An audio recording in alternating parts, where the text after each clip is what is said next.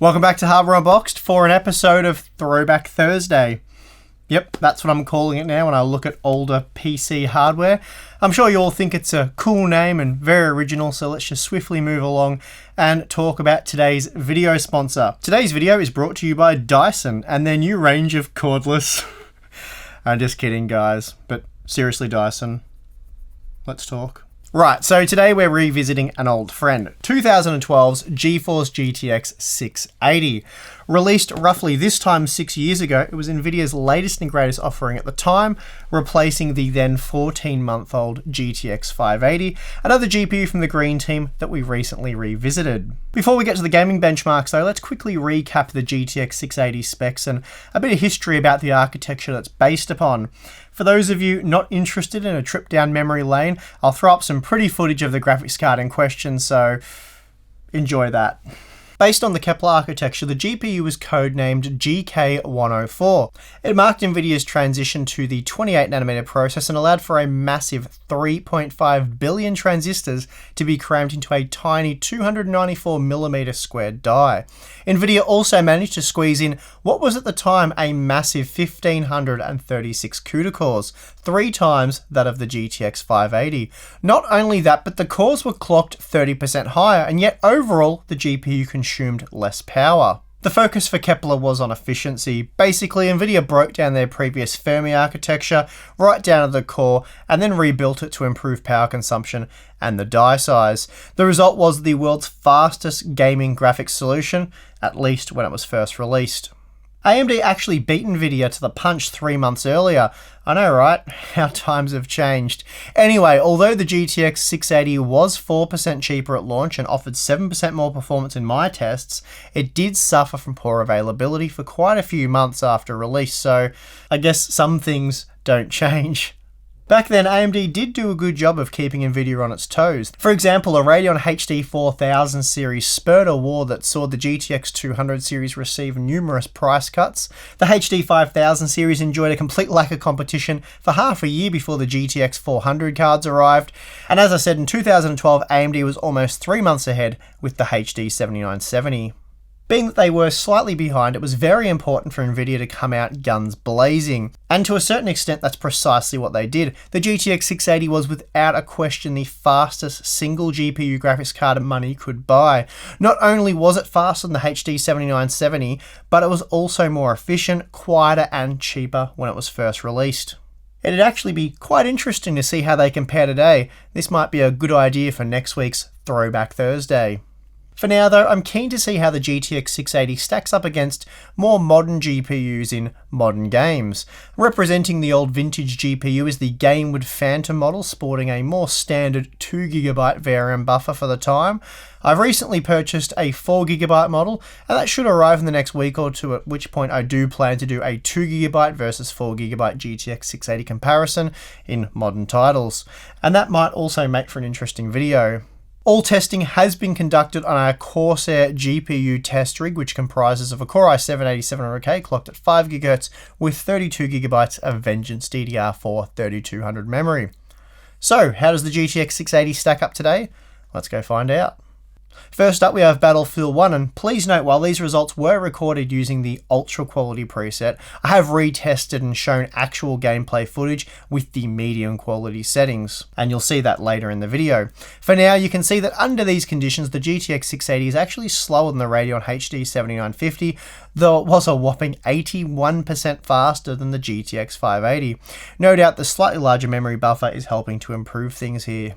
This time, when testing with Dawn of War 3, the GTX 680 managed to roughly match the HD 7950, and this meant as a result it was once again much faster than the GTX 580. The 1% low result was also respectable, and clearly 2GB is the minimum frame buffer size you can get away with in this title when using the medium quality preset, so I suppose no real surprises there.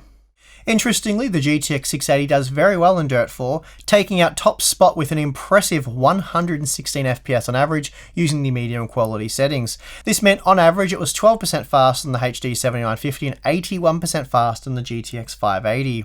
Moving on to For Honor, we again see very strong performance from the GTX 680 as it again takes out the top spot on our graph here.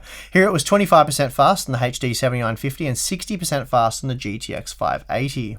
Performance in Ghost Recon Wildlands was decent as the GTX 680 roughly matched the HD 7950 and was more than twice as fast as the GTX 580. Although we're only using the low quality settings, the game is still very heavy on VRAM usage, almost maxing out the 2GB frame buffer on the GTX 680. Using the medium quality settings in Mass Effect Andromeda, performance was still very solid as the GTX 680 allowed for 70 FPS on average, though it was slower than the GTX 1050 Ti and only slightly faster than the HD 7950. Moving on to Prey, using the higher quality preset, you really need a 4GB frame buffer in this title, and with the GTX 680, almost all the textures were actually missing, leaving us with just blurry surfaces. Still, overall, the performance was good. The game did run smooth despite the fact that we were missing some textures, and, well, while it did play okay, it didn't look particularly nice. Then finally, we have Resident Evil 7, and here the GTX 680 came in just behind the GTX 1050 Ti and HD 7950.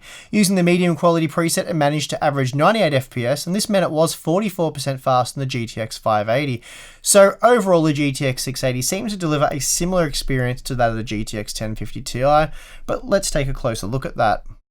Okay, so here's a breakdown of the 8 games we just looked at, and on average we can see that the GTX 680 is basically matching the GTX 1050 Ti. I'm a little surprised by this because last time I compared them, the 1050 Ti came out on top.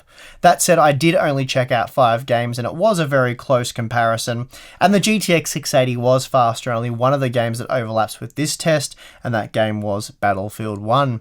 So some interesting results for sure, but before I wrap things up, let's quickly look at some gameplay footage.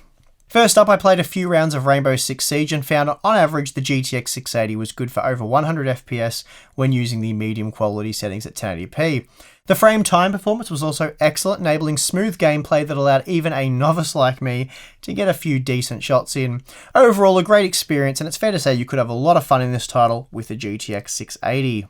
The experience in Battlefield 1 with the medium quality preset was very solid. At times the game was very smooth and playable at over 50 FPS on average, though other times there was noticeable frame rate lag as the frame sort of dipped into the low 40s. Overall though, it was very playable and an enjoyable experience under these conditions. I found a very similar experience when playing Battlefront 2, but this time using the higher quality settings. Here the frame rates were excellent, allowing for a smooth and certainly very playable experience. With the higher quality settings, the game also looked great, and I was impressed with an average of just over 60 FPS. Moving on, we have Fortnite, and this title plays very well on pretty much anything.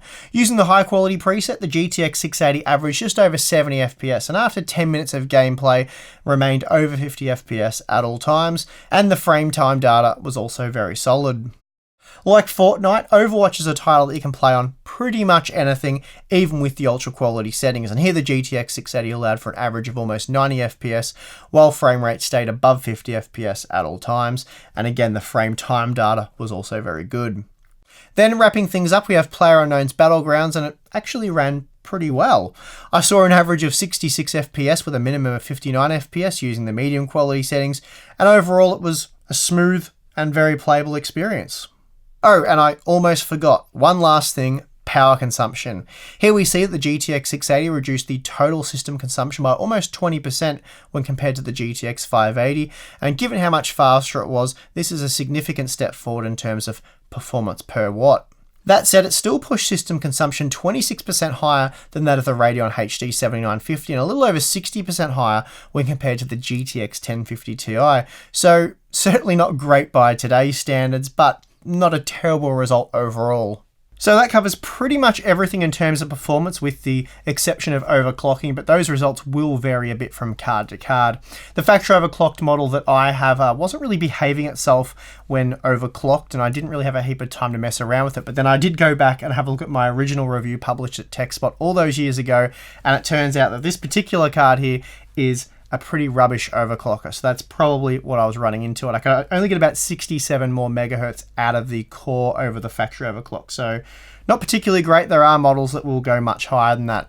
I do have a 4GB model in the mail, so I'll check that out when it arrives and see if it's willing to play ball. Anyway, in terms of extra performance, you're probably looking anywhere from 5 to 15% more frames, depending on how well the card overclocks. This model here was only about 5%, so kind of not really worth the time and effort invested. Anyway, for those of you not interested in overclocking, the good news is that a typical factory overclocked model, such as the gamer version that I used, that should be able to match a factory overclocked GTX 1050 Ti in most titles. As you just saw, overall it was a single frame slower on average and 2 frames slower for the 1% low result. It was also 8% faster than the HD 7950 and 13% faster than the vanilla GTX 1050. It also absolutely blitzed the older GTX 580 by a mammoth 65% margin. That 1536 megabyte frame buffer of the GTX 580 is just too limited for many of today's modern titles, and we're even seeing issues with 2 gigabytes now. It'll be interesting to see just how the 4GB version of the GTX 680 compares when I get my hands on it next week. For now though, 1050 Ti Lite performance is very acceptable, and you can certainly enjoy yourself in all the latest and greatest titles at 1080p using respectable quality settings. For those poor souls who have forgotten how much a GTX 1050 Ti should cost, I went and looked it up. $139 US is the actual MSRP. I know that doesn't sound right, but apparently it is. Today though, if you got one for $200 US, you'd actually be doing quite well, as absurd as that sounds. So, can you save some money and get a GTX 680 secondhand? Well sure, you can, if you're lucky. Jumping over to eBay.com, we see that so far this month in the US, the cheapest GTX 680 sale ended at just over $100, and the average selling price of the 16 cards sold so far this month is $160 US. So you'd probably want to do better than $160 US, to be honest. That's only a 27% saving for the secondhand graphics card. I'd personally set my price cap at around $120 US for a GTX 680, and if you can get a 4GB model, well, obviously do so. But honestly, your chances of snagging a GTX 680 today for less than $100 US is, well, basically zero, so be realistic with your expectations. Remember, apart from being old and probably quite well used, the GTX 680 also chugs quite a lot more power than a GTX 1050 Ti. So that means that the more modern 1050 Ti will likely run much cooler, quieter, and it won't ravage your power supply like an FX 9590 trying to keep up with those fancy new APUs. The smaller VRAM buffer can also be an issue at times, unless you manage to get your hands on a 4GB GTX 680, which isn't necessarily that easy to do. And that's going to do it for this one. If you enjoyed the video, be sure to hit the like button, subscribe for more content. If you appreciate the testing we do here at Hardware Unboxed, then consider supporting us on Patreon. Thanks for watching. I'm your host, Steve. See you again next time. I'm impressed that didn't fall over.